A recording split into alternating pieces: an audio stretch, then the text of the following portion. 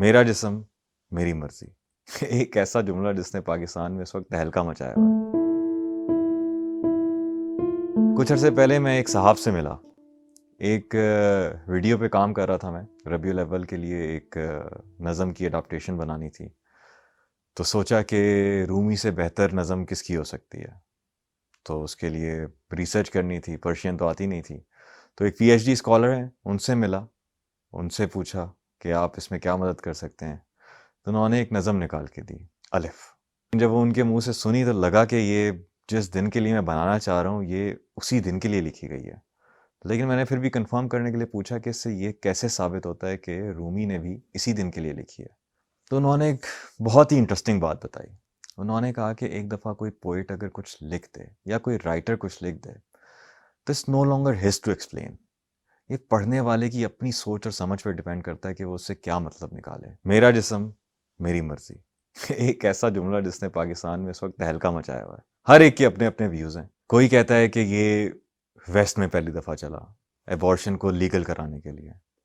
کوئی کہتا ہے کہ یہ پروسٹیٹیوشن کو لیگل کرانے کے لیے۔ آئی ڈونٹ نو کہ اس کو پہلی دفعہ کس نے یوز کیا، کیوں یوز کیا، کہاں یوز کیا، اور اس کے پیچھے اس کا کیا مقصد تھا، چاہے وہ میرا جسم میری مرضی کا ٹائٹل ہو یا مائی باڈی مائی چوائس کا ٹائٹل ہو۔ جملہ سمپل ہے، میرا جسم میری مرضی۔ اب وہ لگانے والے کے اوپر یا جو وہ پلے کارڈ اٹھا رہا ہے اس کے پیچھے کیا مقصد ہے وہ سمجھنا ضروری ہے نا، بجائے اس کے کہ وہ پہلی دفعہ کہاں یوز ہوا، کس لیے یوز ہوا، آپ اسی پہ بحث کرتے جائیں۔ اب ایک لڑکی جس کو آپ جانتے ہیں، پروبلی وہ آپ کی بہن ہے یا آپ کی رشتہ دار ہے یا آپ کی کزن ہے، آپ کے ارد گرد کے سرکل میں اس لڑکی نے یہ سٹیٹس لگایا ہوا ہے یا کسی لڑکے نے یہ سٹیٹس لگایا ہوا ہے کہ میرا جسم میری مرضی، لیکن پھر بھی آپ لکھیں گے اس کے نیچے جا کے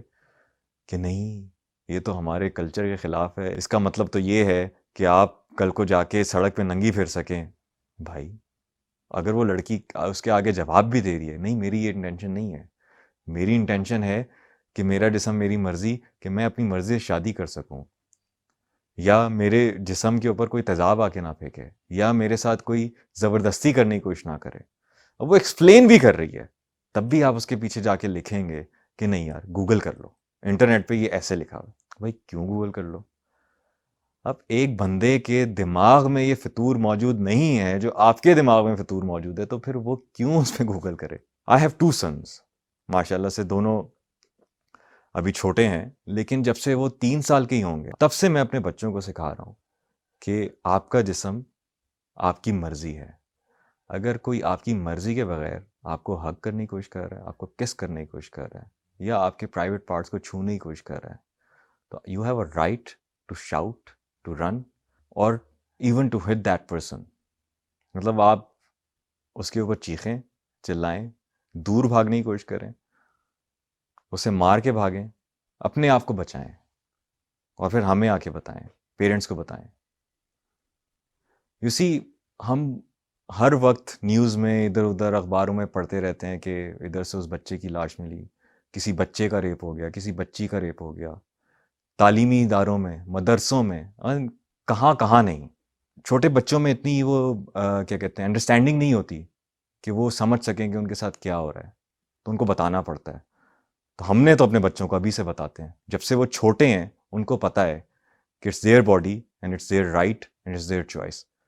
اس میں کوئی فریڈم کی بات نہیں ہو رہی، اس میں پروٹیکشن کی بات ہو رہی ہے۔ مطلب میری سوچ مجھے یہی سمجھاتی ہے کہ میرا جسم میری مرضی، میرے بچوں کا جو جسم ہے وہ ان کی مرضی ہے۔ اگین ایک دفعہ پھر سے میں بول دوں کہ یہ آزادی کے لیے نہیں، یہ پروٹیکشن کے لیے ہے۔ تو یہ تو سکھانا پڑے گا نا، اگر آپ کے گھر میں بھی بچے ہیں، آپ کے ارد گرد میں آپ کی بہنیں ہیں، لوگ ہیں، اگر آپ اسی سوسائٹی میں رہتے ہیں جس کو ہم کہتے ہیں کہ ہمارا کلچر ہے، ہمارے یہ کلچر یہ اجازت نہیں دیتا، ہمارا کلچر وہ اجازت نہیں دیتا، لیکن یہ حرکتیں اسی کلچر میں تو ہو رہی ہیں نا۔ اسلام کو، مذہب کو کلچر سے نہ ریلیٹ کریں، دو الگ الگ چیزیں ہیں۔ اگر کلچر میں کوئی چیز غلط ہے،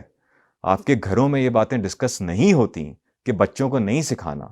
تو یہ آپ کا اپنا مسئلہ ہے، دنیا تو لگی بھی غلط کام کرنے۔ تو میں تو اپنے بچوں کو سکھاؤں گا، میرے لیے ان کی پروٹیکشن